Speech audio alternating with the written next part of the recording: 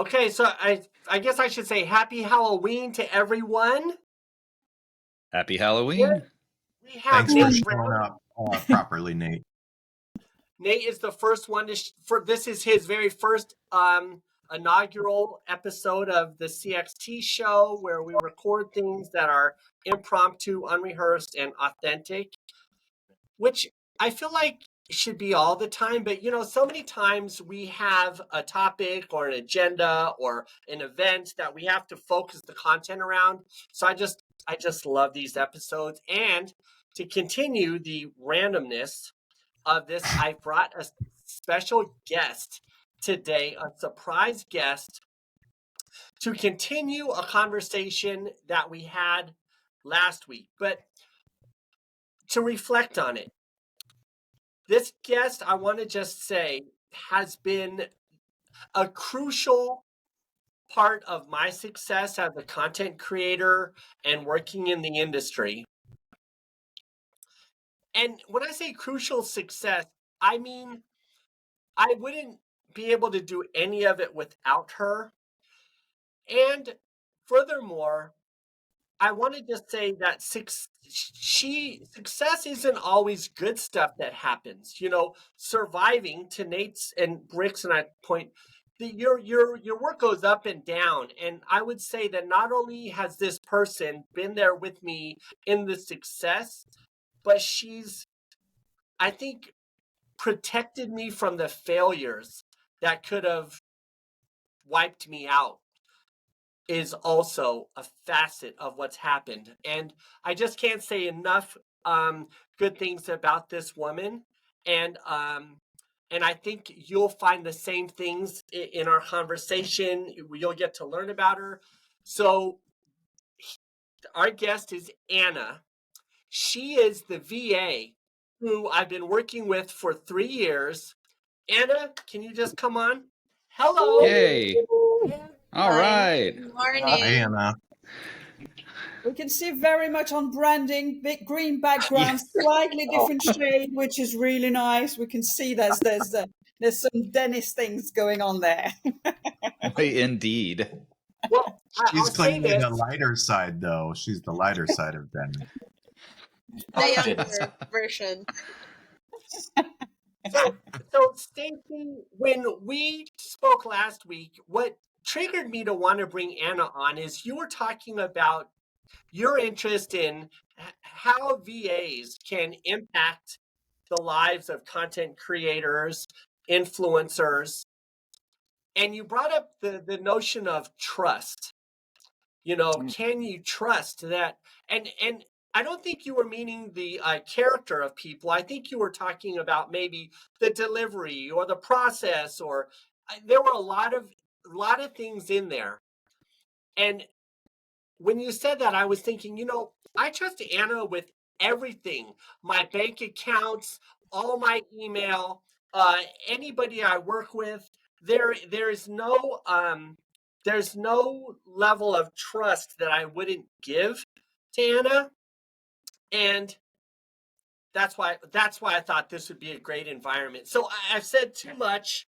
Anna, welcome to the show. Thank you for being here. You're on the CXT show. What you have, it's a surprise to Anna too, by the way. So in this group, you have content creators, influencers from around the industry. There were questions about the role that VAs play in content creation, or maybe in the industry, how you understand the world of influence and content creation works. I don't know. There were a lot of questions. With that said, hello, Anna. So where do I start? Well, that's fair. I think Stacey, maybe the why first don't you thing, ask? Anna, that you should do is tell us where Dennis buried all the bodies, because you know everything. So clearly you know where the bodies are buried. Yes. He burned them Yes. all. Oh, boy, this is a Halloween episode. So Dennis, I'd love to chime in because this topic is a pain point and a happy discussion all at the same time. So let me further explain why this is so hot for me right now. I actually had burnout. I think it was last week. I literally just crashed. And this is like because it's years and years of working like 10-hour days every day and not being able to do the things that I want to do and propel for 2024 because I'm in the minutia and the manual stuff. And so I finally gave in and recognized, I paused and realized something has to give. So the good news is that I'm stopping the definition of insanity. And so I heard from Dennis and others how valuable a VA could be. And I've been learning. I tried a few, they didn't work, which is such an investment in time to set up the relationship and the process and then it not work. And it's just painful. So my question is, I'm so glad you're here because again, when Dennis trusts somebody, there's instant trust from all of us. What are the type of things that you do for Dennis that you would say save him time, and the things that might spur ideas for us? I have a few ideas, but I don't know what I don't know. So, what are the things you do for him that you think it would benefit us to think about and outsource those functions? Yeah. So aside from the administrative task like checking his emails, booking his meetings, those are very clerical. I think what sets apart a good VA from other assistants is that your VA should be able to think like you. Um 3 years ago, when Dennis hired me, he was just looking for an assistant. And so I came and he gave me a list of things that I needed to do. But then I would send him a text saying, I think we should do this. Are you only taking clients on a project basis? Because it seems like your team is not gelled. Some of the members don't even know that we have another member in the team who does this, but I see it all. So I was kind of mothering him a bit, but technically I was just really bringing in. He was looking for an assistant, but I also have like HR and operations background. I was bringing in another side of my experience to help him, do the things and just set him up for success. He didn't ask me to do that. So I think you're right. It's an investment in terms of like financial, mental, and emotional investment, and it's really taxing if you don't find the right fit. But you should be able to find someone who can think like you and someone who instantly knows like what are your goals in the next 6 months or 1 year. Because you want someone who doesn't just know the task. You want someone who can catch you when you're failing. I'm not sure. I love that I love that you said proactive, not just reactive. I love that you're putting yourself in the shoes of Dennis to make sure that he can navigate to his real goals. And I clearly imagine you somehow have studied customer experience because you're doing it right. A bit. To understand Dennis, I did my own research. Like, what is customer experience? And when I started with him in the first 3 months, I would ask him, so how would customer experience be different from the basic marketing? Because it was a very new term for me. And for me to be able to support him, I need to understand him. And then I told him, so you're not just a client, you're not just an agency owner, I'm sorry, but you're also a brand because you do this and this and this, and you have your own networks, but you're also doing different things for the agency. So when you're looking for a virtual assistant, actually you don't just want an assistant, you're looking for a partner, and it's a relationship. You're committed to invest in that person, and you should be able to know, is this person invested in me? Because if not, then I don't think that relationship will work. How did you get to a point, and sorry, tell me to shut up if others have questions. Hopefully my questions are benefiting everyone. How did you get to a point, Dennis, where you're giving up your credit card and your account to your email? That's a big deal. I give up everything to Anna, and she's not the only one. So, okay, first of all, I guess, so I think the thoughtful answer to your question is it takes time.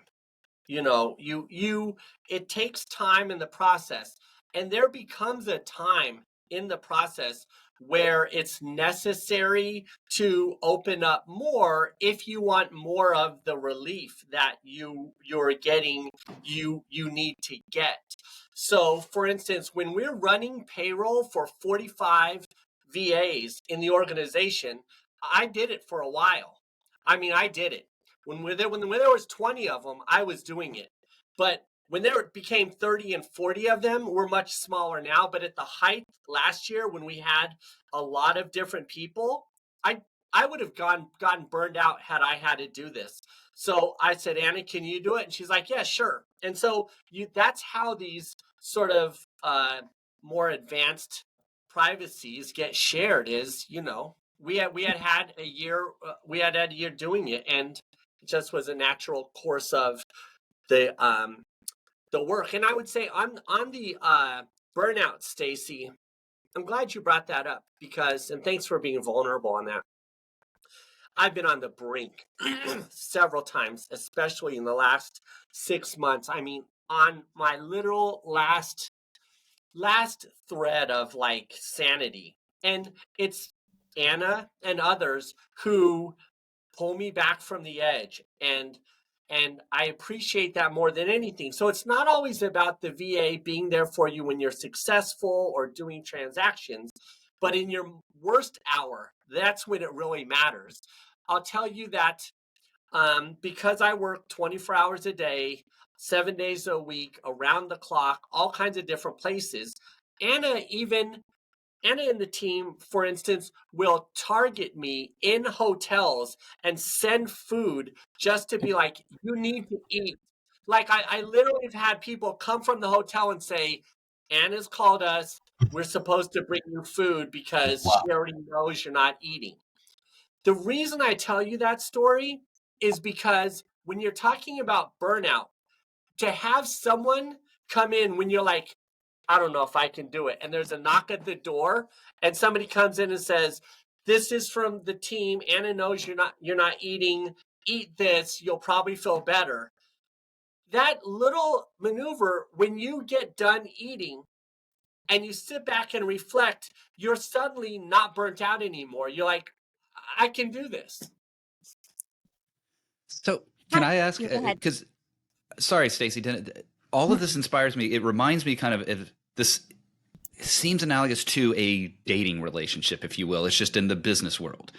And we're talking about kind of the committed relationship phase. But a lot of us are still exploring the dating pool. Like we're swiping with apps trying to find. So I'm curious, try to go back to the beginning where it wasn't this deep trust. What were the first things, I guess, Dennis and Anna, what were the tasks that you started with? How did you get started? Because I think a lot of us are at that Tinder stage of finding a VA. Well said. I haven't been in the dating pool for 25 years, so I don't even know if I use the right words. I don't even know what Tinder is, although I know. Yeah. Yeah. I'm glad Rick brought Tinder into this. Good job, Rick. I'll say that it's less about the tasks, because your VA is a very smart human being who can do just about anything you can do. So it's not about the tasks, it's about the communication. And because my communication style is constant 24 hours a day, Anna and I started out being on text around the clock for we still are. There had to be something, though, and I'm about to ask a question and then disappear, right, because of another client conflict. So I'm going to look forward to watching this video. But there had to be something. There was a trigger that started before these texts, that relationship. I try to imagine, how did you get started?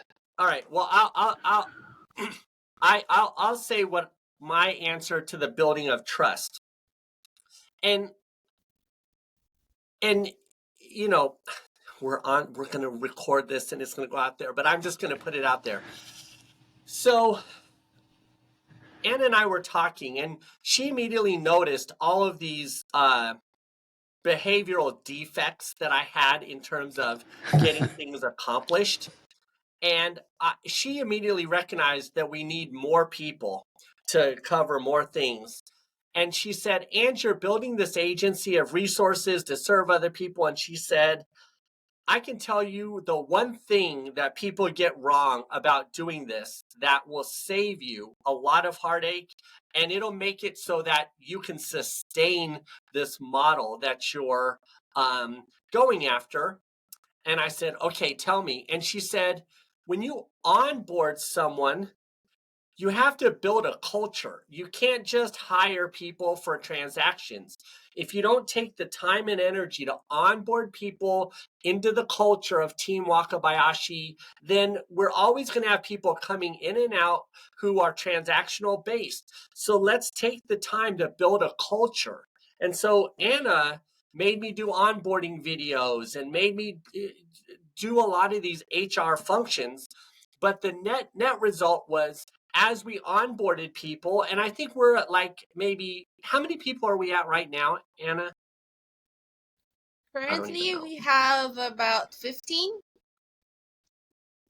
So there's 15 people, and I will tell you that because of Anna's process, Anna makes me do town halls when there's bad news. She makes me do town halls when there's good news. But because of this culture that Anna's created, we have 15 people that I would trust them with my children, with my bank accounts. There's nothing I wouldn't trust my team. Anyone that's on the team, I would trust them entirely. Hello, Greg. Hi, everybody. I don't want to interrupt. You can continue.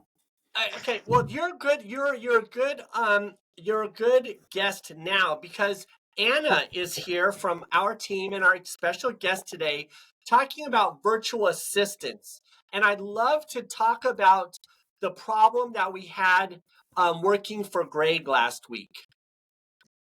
So last week, Greg's been working with us with some of our VAs and having a good experience as of last week with last week's show. But then right immediately after that, it fell apart.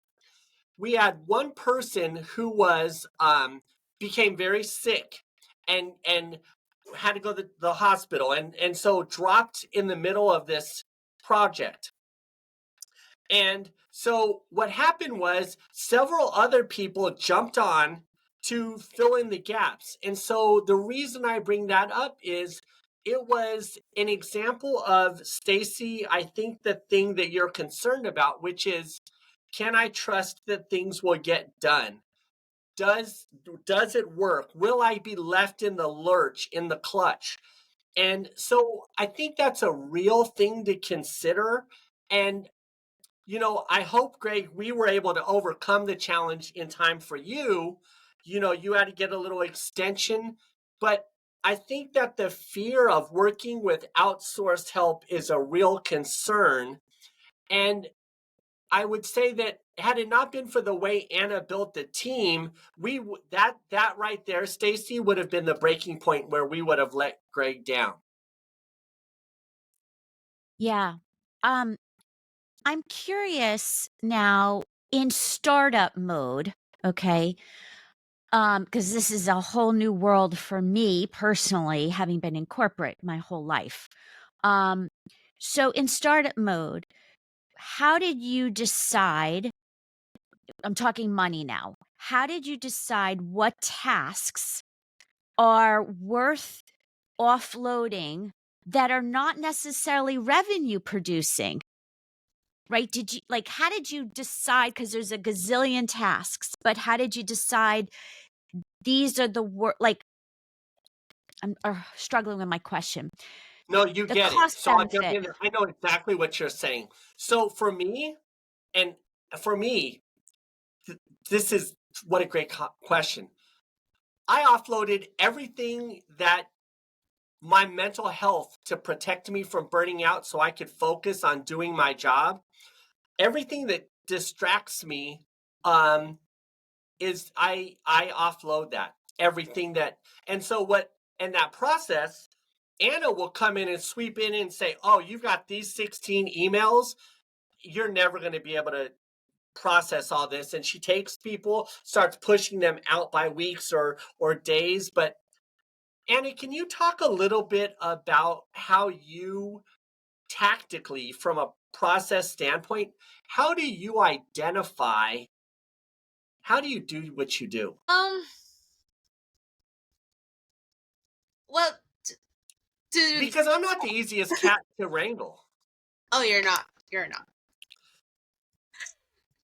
To be under you, one should have like very strong personality and resilience, to be honest. So I think first and foremost, to answer Stacey's concern or question, every time you hire someone offshore or virtual, it's really something that it's not 100% guaranteed that it's gonna work according to your liking. There's always a chance that it's gonna be a misfit or a mismatch. But that doesn't mean that the VA is not good. Sometimes they just don't match. Not in terms of skill, but in terms of attitude or behavior. That's why when we build a team, Dennis and I also talk about, is this person culture fit? Because, maybe the person is good in terms of hard skills, but the soft skills, it's going to bring the team down. And we've had instances before where we had to let go of a person who's really, really good, but the attitude is just not, it doesn't speak Team Wakabayashi. So, I think when you start hiring someone offshore, what adds to the anxiety of things getting done is the distance. I'm only seeing someone on my computer or on my phone. So you need to invest on presence. What Denison did to me before when he onboarded me, every day or at least once a week, we would meet. He made sure that I was aligned to him. And I asked him for that too. When he's not available, I would ask him, if you're not available on Monday, then are you available on Tuesday? Not Tuesday, then towards the end of the week. If he's too busy, dude, you have to sit down and meet me, because I need to know and I need to understand for me to sync with your, the way that you think and the way you want things done. I'm trying to understand your expectations as well. So I need him to invest time to be present so that I'm aligned to him. And I'm sure that I've had so many clients already, and it's one of the things that I've noticed, that some people would they would hire a VA expecting that this person automatically knows how I want things to get done. But it's not like that. It's really something that you need to go ahead. Yeah, I think actually, Dennis, you said the answer before, which is when it comes to all the things you can outsource, your answer was broad but made sense, which was to give you your peace, to ensure you don't have burnout. So while I was thinking about it more task oriented, that what's going to bring the revenue and the return on that investment, it actually doesn't sound like it works that way. It's more of the mental health payout, even for tasks like going through your email, which doesn't have an ROI, but as a mental ROI. Stacey, I am thinking about your background and my background in the BPO world. And people select BPOs, number one, based on building a relationship and trust. And then what they can do, in some ways, grows over time. And it may be, I ask, can you help me with this? And then there's a conversation about how we can make that work. and how much can be offloaded by the BPO, what resources they need to be successful, to execute to your expectations. And so, to Anna's point about communication, I think all successful relationships where we're kind of sharing work that one person or one group was previously doing, and we're offloading it to someone else to handle for us, is about communication. It's about understanding what they can be successful with and helping them understand what success looks like, and making sure that everybody's comfortable with that, so that if I've got someone like an Anna and I have certain expectations, she knows what those expectations are and she feels confident that she can live up to those expectations. And I love that she talked about culture, because I think that's a big miss sometimes in the BPO world. And 100%. in this world too, right? You select people based off of, too often, price, and not the culture fit, not the relationship fit. And then people freak out when things go wrong and they go, oh, well, I shouldn't have offshored this, or I shouldn't have outsourced this, or whatever the case may be. And maybe you just picked the wrong partner because you focused on the price. Or maybe you didn't communicate enough. Go ahead, Greg. Absolutely. Perhaps also, Stacey, we are doing similar stuff and for me, what I did with Dennis, it's I had a lecture, 3 hours lecture, and I had roughly 60 slides. I prepared everything. All the slides were prepared, but they were looking not so good. And we know that that's the first thing that came to our eyes. Somebody presenting old-fashioned slide. Oh, this is old stuff, and therefore I'm not listening to. And I wanted to have a new version, a brighter version, and a more actual version. And therefore I asked Dennis. And basically, it with the problem that we had, but it works well. I think from my point of view, the biggest point for me was I trust Dennis. Dennis told me you will get the slides before Friday. And therefore, for me, this was the point where I said, okay, should I invest now 3, 4, 5 hours doing design of the slides? That's not my strength.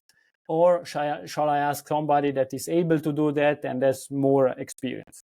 And therefore, I said, okay, I save this time. I can do something more meaningful for me, for my family, and for my job, instead of losing time creating slides. And for me, what Dennis did throughout the process, he kept me informed on the progress and on the issues. And when I was not seeing progress, he was telling me the problem is this and that. We will work on that and we will deliver. We worked using Google document, and therefore then when people were working, I was seeing the progress, I was seeing the changes. And Dennis told me, now you can go on the same slide where your virtual assistant is working, and you can start putting feedback, because then you can again change stuff and direct the design into the direction that you want.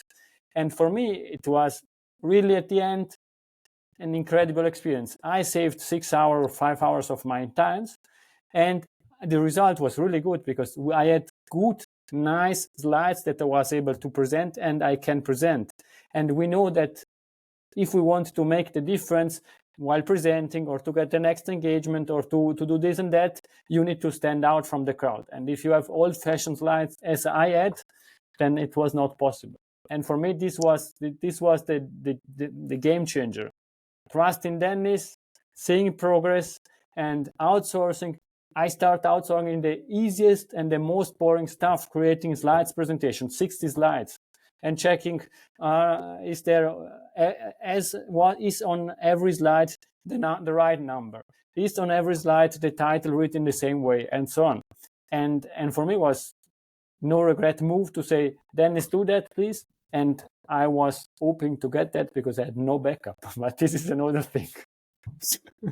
Well, and I want to say the most rewarding thing about that, Stacey, and sorry I jumped in, but the most rewarding thing about that, there were a couple lessons in there. It's the back to our conversation, the continuous communication Anna spoke about, the responsiveness, the attentiveness, the being present, I think is super important. But back to the value, Greg, when we were communicating with him, he said, I will get back to you after I go read my son a bedtime book and I spend some time with my family. And that's the thing. People ask me, how do I do it? How do I manage to have a family and a good relationship with my wife and my children and all that? It's because when I need to focus, when I need to take the dog to the vet because she's sick, or I have to take my daughter to the pediatrician, or my wife needs me to go with her to do something, I know that there's a team who says, oh my God, Dennis has to go to the vet. Somebody jump on this thing so when he gets back, it's okay. And so it is the mental health for me, Stacey. Go ahead. Sorry. Yeah, because even Rob, you're right. This is like BPO, a different slant of BPO, but BPOs, before they hire a BPO, they need the ROI. And I think that I've been struggling with, like, okay, I'm going to pay this much for these tasks that are not revenue producing tasks. But there's a but. I think that I've reached the point where mental health and sanity and time back is the ROI from what you're all talking.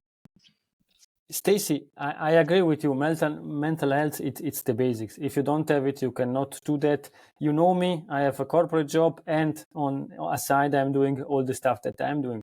But for me, it's also, I saved time for me, for myself, for my family to recover. But on the other side, the quality that I got back, I want to be honest, it was higher than what I was able to produce. It means I have better slides that I can use and reuse in future. The design looks really bright and all the colors are working together well, something that I am not able to do because I'm not a designer. And basically what I found out in the last conference I was presenting at, I also had some support. It was a guy sitting next to me that told me I can create 2 slides for you. I created really nice slides. And in the discussion afterwards, I was having my keynotes, people came to me and said, oh, very nice slides. This picture was great. Can we talk about that, and so on? And therefore, it gives you also the opportunity to create perhaps new revenue streams or new prospect willing you to speak to the next conference because you had the perfect presentation that perhaps it's not your strength, because your strength is empathizing with people, engaging people, and so on, but not creating the slides. And sorry, creating the slides is not a value creating activity. And therefore, I quickly decided all the slides or the big presentation I need to do, I will give them to Dennis, because I get better results that I am able to produce, and I save time for all the stuff. Stacey, one of the things that... Go ahead, Claire. Sorry, I would just wanted to bring back that what Denise said quite a bit ago about that culture piece of it, and how Anna, actually, you've creating that to bring everybody together. And really, if we think about it, this is purely employee experience, right? If you create a great employee experience, if you're driving that culture of trust, care, and engagement, you will deliver amazing customer experience.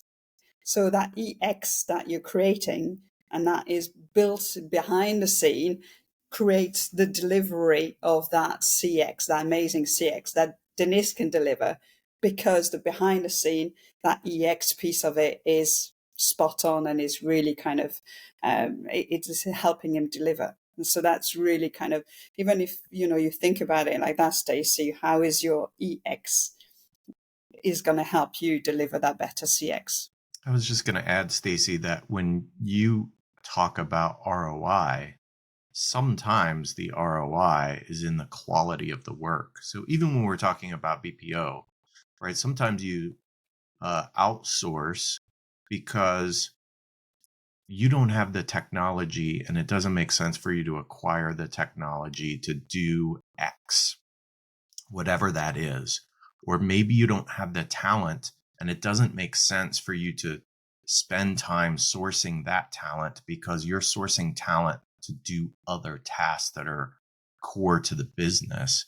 And so ROI isn't always about saving money. Sometimes it's about what the end product is. And that's what I hear Greg saying is, look, I could have spent this time doing these slides and they wouldn't have been as good as what I got when I went ahead and outsourced it. And I think that's a key piece that people need to think about when they think about ROI.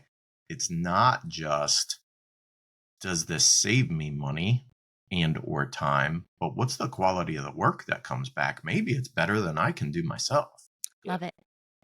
You know, Stacey, I'll tell you, you talk about tasks, and I want to elevate this aspect of the conversation because unpopular opinion, but I don't hear enough people in the BPO or the outsourced or this VA space. I don't hear enough people talking about how much better the level of education or the quality or the knowledge or the strengths. I think that that the virtual assistants have as an example.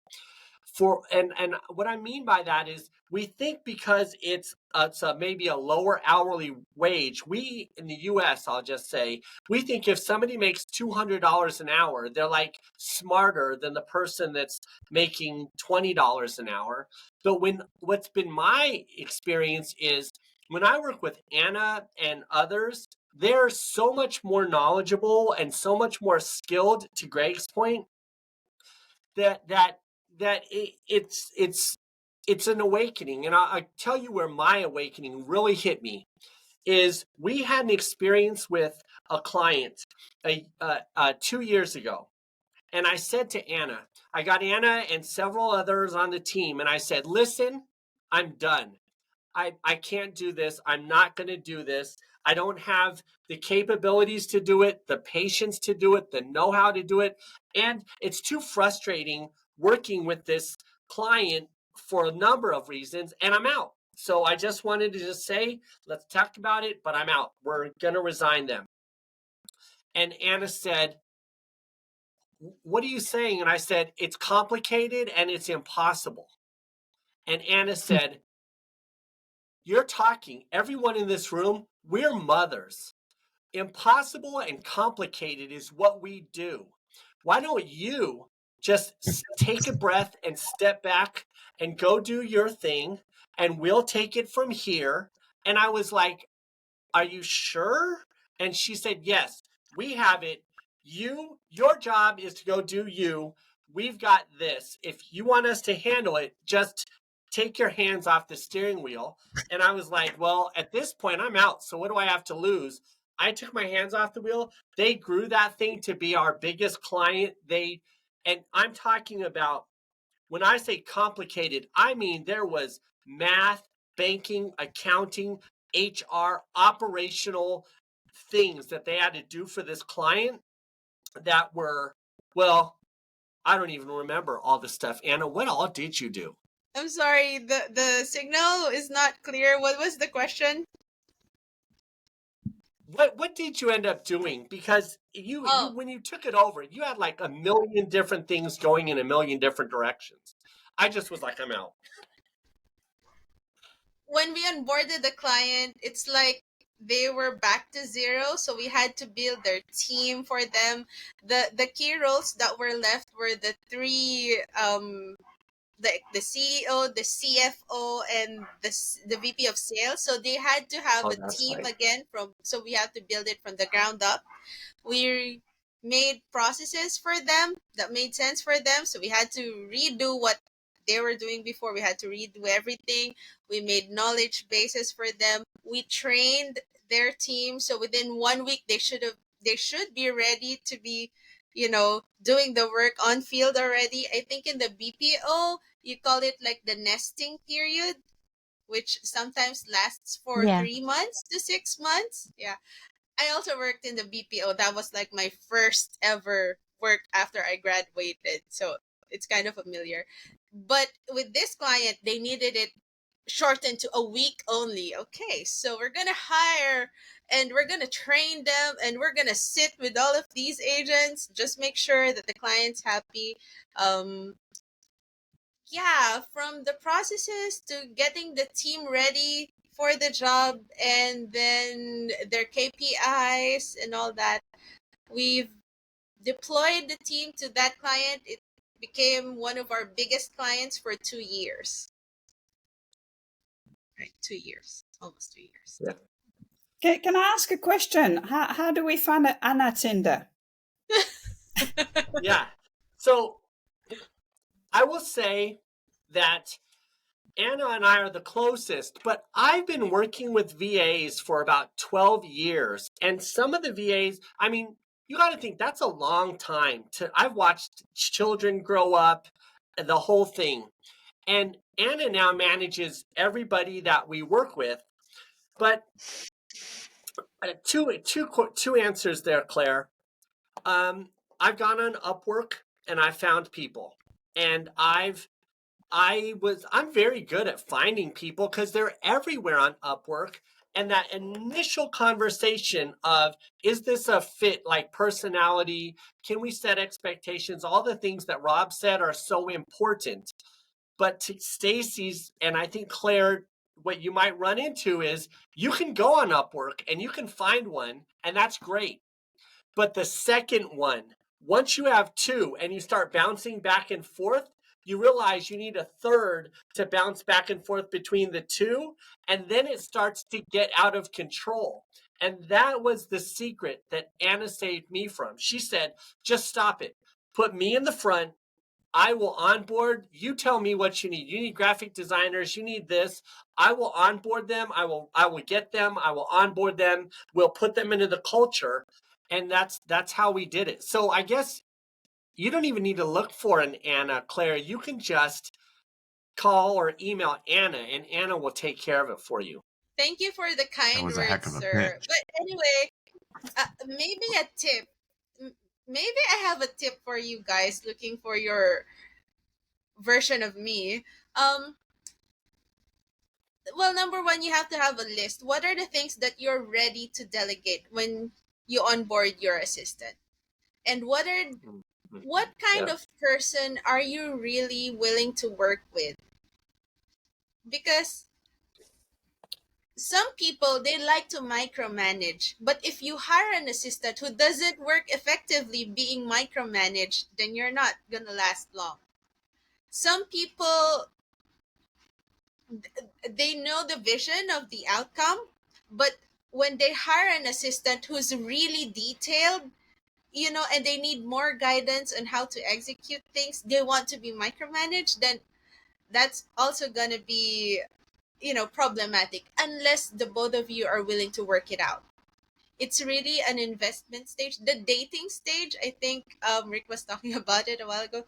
The dating stage in terms of building your relationship with the VA, it's really more of the investment stage. You have to know what are the weaknesses of my VA and what are the strengths of this person. Are you willing to reassign roles? Because Dennis, that's his strength actually. In the corporate world, you have your formal job functions and, your JDs and all that. And if you don't perform, then you're out because your KPIs are not going to pass you for the next year. But Dennis's style, really, I like it. He doesn't let go of a person easily, but he's willing to work out the difference. Okay, you're not good at doing this. I'm going to bring in this person. It's not you, but I'm going to find something else where, let's see if you're going to grow in this role instead. He invests in people. So while you sort out that list, what are you looking for in a person? What is your own management style? You also have to ask yourself, am I really willing to invest myself in this kind of virtual relationship with an assistant? I think that's Yeah, thank you. So, all right, we have 2 minutes. Stacey, this guest was especially for you. Do you have any final questions that you'd like to to find out, or how can Anna enlighten you on your journey and maybe others who have similar questions like you? So you validated what I knew in my heart. So thank you. Now my brain and my heart are in sync. So yeah, you validated. It's a must.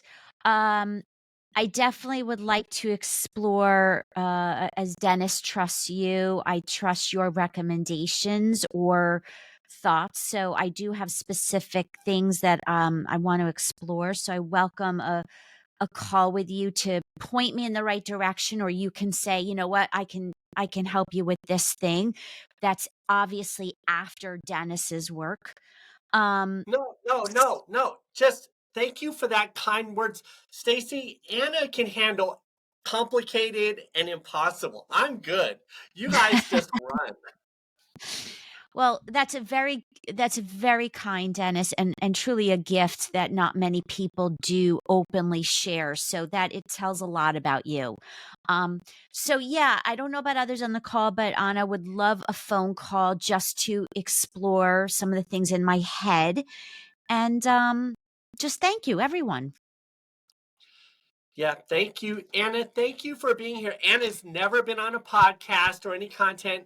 Just Anna is a very quiet and shy person. So, Anna, it's just growth moment. Way to go today. I'm so excited that you got to meet these people. How are you feeling after all this? I sent you a WhatsApp right before people started coming in. I said, I hate you. But thank you for this opportunity. Just so you know, guys, I'm an introvert, really. And every time Dennis makes me hop on a client call, I need like 1-2 hours to recollect myself, even if I didn't really say anything in the meeting. I'm that kind of an introvert. So doing a podcast, all the while, I thought we were just gonna do a recording, the two of us. And then when I looked at his calendar, oh, so you mean it's the CXT? Thank you, everyone, for having me on the show. All I'd right, love thank to you, have everyone. more time with you, Stacey. So anytime you're ready, let me know. I'll So connect the two of you. yeah, I was just gonna say, I'm putting my phone number in WhatsApp, um, right now, so you have it. Use it. Text me whenever you want, and just thank you, Dennis. We'll certainly pay it forward. Awesome. All right, everyone, that's been the CXT show. Happy Halloween. Yay! Bye. Bye.